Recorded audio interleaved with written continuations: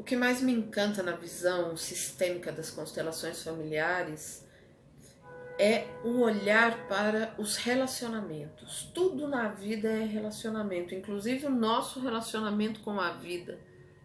Como a gente olha para a vida é como a vida olha para a gente. O tempo inteiro nós estamos nos relacionando com as pessoas, conosco, com o nosso trabalho, com a nossa vida. E através das constelações familiares, nós percebemos que existem leis que regulam as nossas relações, que organizam as relações. E sempre que nós estamos em desacordo com essas leis, nós sofremos. Essas 3 leis, ou ordens do amor, como Bert Hellinger, o criador das constelações familiares, nomeou, são hierarquia, quem chegou antes tem precedência, deve ser respeitado, tem um lugar. O vínculo, todos os que pertencem a esse sistema não podem ser excluídos. E o equilíbrio entre o dar e o receber. Se a gente for parar para pensar, isso está na vida da gente desde que a gente nasceu. E sempre que a gente estava com algum problema, sofrendo na vida, uma dessas coisas estava em desequilíbrio. A lei da hierarquia diz que os grandes dão e os pequenos recebem, para que, quando forem grandes, sejam capazes de dar. Quantas vezes, quantos problemas a gente vê, né, acontecendo até na vida da gente, né, quando a gente quer saber mais do que as pessoas que sabiam antes da gente. A gente pode saber e fazer um pouquinho diferente, né, melhorar um pouquinho aquilo que vinha sendo feito da outra forma. Ou quando os filhos se tornam pais dos pais. Já viu isso dar certo? Já viu as pessoas não sofrerem com isso? Ou quando, por exemplo, o casal coloca os filhos acima do relacionamento. Já viu isso não dar problema, gente? Hierarquia. Uma pessoa acabou de entrar numa empresa, ela quer saber mais do que aquele que está lá faz tempo? Quer saber mais do que o chefe? Quer saber mais do que todo mundo só porque ela fez um curso não sei aonde? Vai dar certo? Vai dar um pepino danado. Não só essa pessoa vai sofrer, como as pessoas vão reagir, vão rejeitar isso, né? A gente costuma não gostar das pessoas, ela se acha melhor do que todo mundo. Por quê? Porque ela está acima de todo mundo, né? Internamente, na visão dela, ela está acima de todo mundo. Os relacionamentos fluem? Não fluem. Dentro dessa lei de hierarquia, a gente entra no assunto da ancestralidade, né? Olhando para a nossa vida como não como algo solto no universo, né? Mas como a nossa família é um grande sistema ao qual pertencemos. E as coisas, os sentimentos, as histórias mal resolvidas, os traumas, podem chegar até nós através de repetições. Quantas vezes a gente vê em determinadas famílias que quase todas as pessoas daquela mesma geração ou se separaram ou passam por dificuldades financeiras. Parece que a gente chama de karma familiar, né? Essa lei da hierarquia, ela explica por que muitas vezes nós estamos revivendo histórias de pessoas da nossa família que nos precederam, porque para a grande alma familiar, os assuntos mal resolvidos impactam, criam uma dificuldade para o desenvolvimento do sistema como um todo.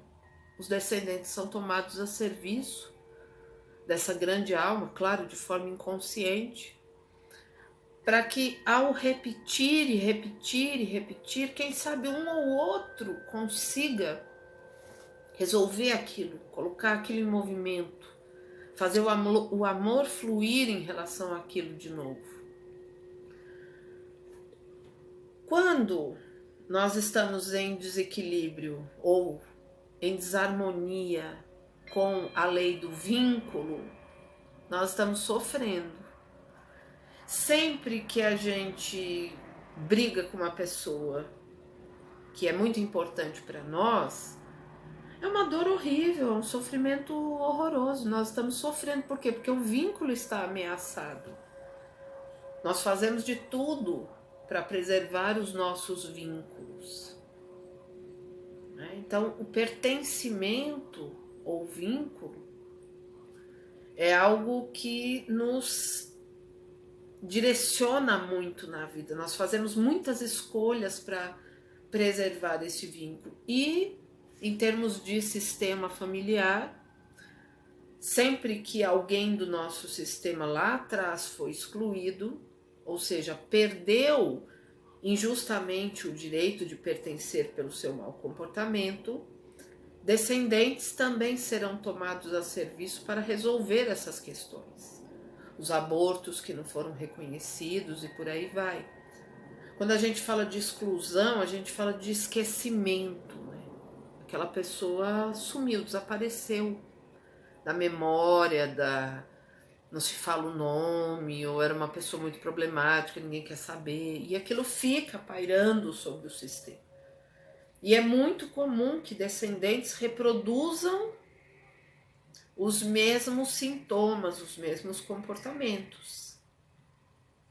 Sempre que a gente está rejeitando as coisas, ou seja, excluindo as coisas, ou sempre que a gente tem que romper o vínculo, o pertencimento a algo, né? Sair de um emprego, pode ser ruim o que for. Deixar de pertencer àquele sistema traz medo, né? Traz sofrimento, traz dor. A mesma coisa, o equilíbrio entre o dar e receber está na vida da gente e a gente está tentando equilibrar isso desde que nasceu, que é o dar e o receber. Quando a gente dá demais, dá, e a outra pessoa não devolve nada, a gente começa a se sentir o quê? Usado, frustrado. Inicialmente as pessoas, os doadores compulsivos, né, eles dão, depois aquilo vai ficando um peso, com um peso, vai ficando pesado, porque não tem troca. E aí a gente começa a sofrer. Ou então o caso típico da pessoa que dá numa medida que o outro não pode devolver. Sempre que alguém recebeu mais, num relacionamento afetivo principalmente, mais do que podia devolver, ele vai embora, geralmente fazendo o outro sofrer muito. É justo? Ninguém está falando de justiça, nós estamos observando como as coisas funcionam. Então, quando eu digo que a coisa que mais me encanta é esse olhar para os relacionamentos, é porque através dessas 3 ordens do amor, sempre que a gente está sofrendo, a gente consegue entender que sempre que está sofrendo, a gente está em desarmonia com uma delas. E aí a gente começa a ter uma saída, né, para resolver as coisas. Quando nós estamos em desarmonia com ela, significa que o amor deixou de fluir, né? E o amor é a vida, não o amor de coraçãozinho românticozinho, né? Não, o amor como fonte de vida, como aquilo que anima, que dá vida, sabe? E é interessante porque tem uma outra coisa que a gente percebe com muita, essa coisa sobre a força da vida, sabe? Outro dia eu postei no Facebook uma frase, um pensamento de um desses filósofos ou poetas indianos, Rumi, que diz assim: talvez você esteja buscando nos galhos o que só encontramos nas raízes. E isso me impactou bastante, me fez refletir, porque é justamente sobre isso que nós estamos falando. É visível nas pessoas que romperam, que não têm conexão com as suas raízes, o quanto falta força de vida, de alegria, de amor, de entusiasmo, os vínculos ficam pobres, as pessoas ficam sozinhas, sabe? As depressões aparecem porque nós somos seres grupais. Outro dia, essa folhinha de aloe vera, que é uma das plantas mais curativas, né, que existem, ela foi cortada aqui em casa para passar na patinha da cachorra. E agora, depois de uns dias, mesmo na geladeira, ela está assim. A planta, uma das plantas mais antigas e curativas, se não estiver em contato com as suas raízes, ela murcha assim. Nós somos, a nossa vida também é isso. Nós também precisamos desse contato com a nossa história, com a nossa origem. Porque é de lá, é das raízes que vem a vida para nós. A alegria, o sentido, a força para viver.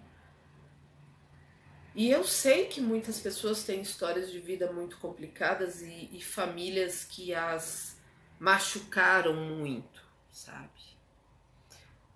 Mas quando eu falo desse contato com as raízes, dessa conexão com as raízes, não significa você concordar com as pessoas, não significa você estar lá na casa das pessoas tomando o chá da tarde todo dia, sabe?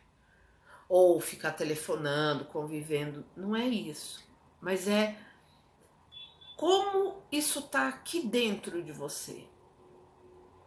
Tá na dor, na falta, no que não foi dado, no que era feio, no que você não aceita e nunca vai aceitar, ou no reconhecimento de que foi de lá que você veio, né? Que aquilo que você recebeu foi o possível e talvez até o necessário para que você chegasse aqui sendo quem é.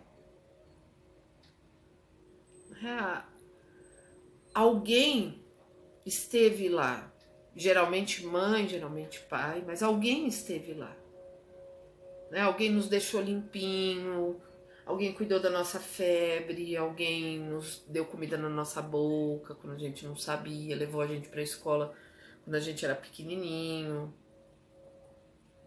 Com facilidade ou com dificuldade, foi assim que nós chegamos aqui, é isso que nos pertence, né? Então, quando a gente fica rejeitando, excluindo isso, nós já estamos em desarmonia com a lei do vínculo, né? Com a lei do pertencimento. Eu vejo muitas pessoas assim, como folhas secas, sabe? Que não recebem esses nutrientes da grande alma familiar, do seu sistema como um todo. E o que nos conecta com essas raízes? A gratidão, o reconhecimento, a aceitação do que é. Porque tudo que a gente rejeita, a gente se torna.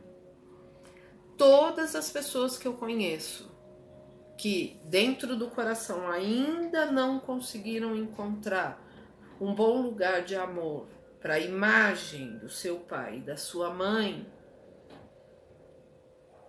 sentem muita dor, sofrem muito. E, curiosamente, desenvolvem características, comportamentos idênticos, talvez em menor grau, menor intensidade, mas idênticos àqueles comportamentos que essa pessoa rejeita nos seus pais. Interessante que quando a pessoa deixa de rejeitar fora, aquilo que antes parecia um bicho, um fantasma, sabe? Uma coisa que eu tenho que negar porque eu não quero, mas eu tô me tornando, mas eu não quero. Isso perde a força. Porque quando a gente está em paz com uma coisa, né? Quando a gente aceita o que é, a gente tem força para mudar, né? Enquanto a gente está rejeitando, a gente está fazendo força para empurrar para longe, sabe? E o subconsciente fica olhando para isso, a gente fica olhando, a gente fica impressionando no subconsciente aquilo que a gente não aceita, não concorda, rejeita mesmo, né? Não concorda no sentido do que foi. Porque o que foi é o preço, né, que a gente pagou para estar aqui. Eu costumo exemplificar isso como, eu chamo isso inclusive de destino, sabe? As circunstâncias que nos trouxeram aqui. Na minha visão, destino não é só isso, mas é também isso. Algumas pessoas chegaram no planeta e receberam dos seus pais coisas grandes, né? Ou muita coisa, muitas oportunidades, muita atenção, muito afeto, eram bem-vindas, vieram na hora certa, vieram no sexo esperado pelo pai ou pela mãe, né? Vieram numa família onde os pais tinham um bom relacionamento, tiveram acesso às oportunidades, educação, comida, segurança, essas coisas. Né?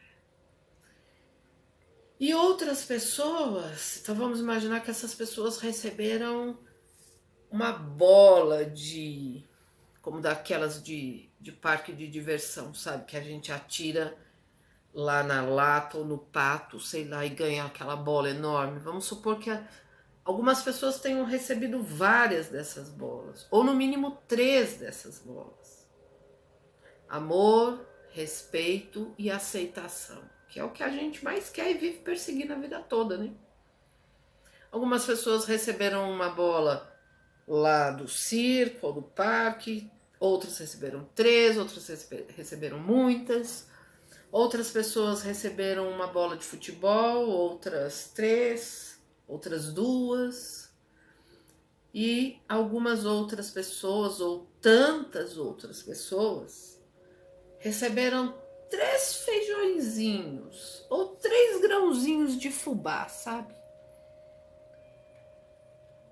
Não tem como mudar, porque a gente só dá o que a gente tem. E o que eles deram foi exatamente o que eles tinham para dar.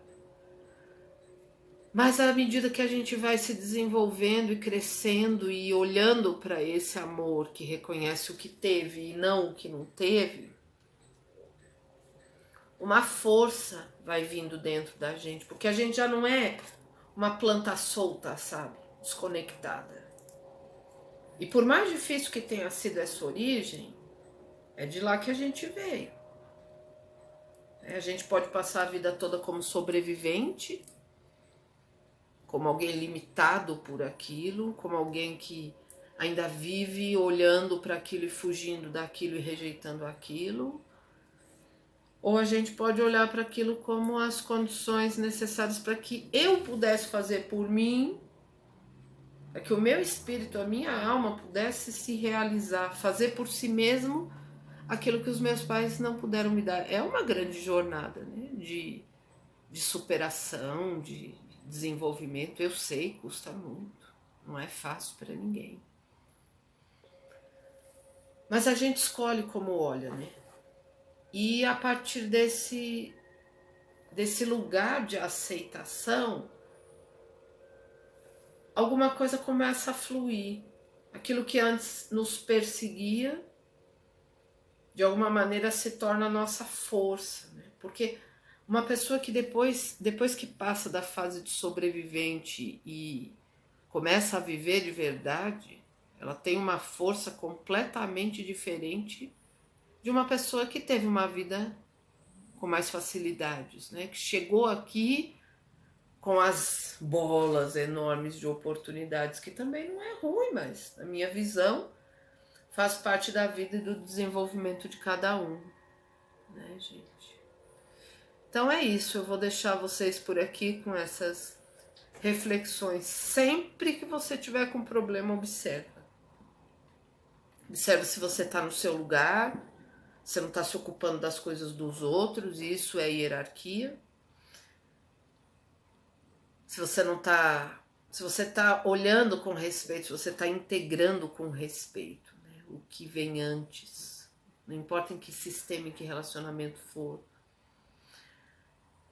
Olha também para aquilo que você está rejeitando, porque você está excluindo, do que você está fugindo, porque você vai estar sofrendo. E se você estiver só recebendo, você vai se sentir fraca. E se você estiver só dando, você vai se sentir também vazia, também enfraquecida e cansada, né? Esgotada. Porque a vida, os relacionamentos se baseiam em trocas. Né? Quando essas trocas adoecem, a gente adoece junto com elas. Se cuida. Beijo, até a próxima.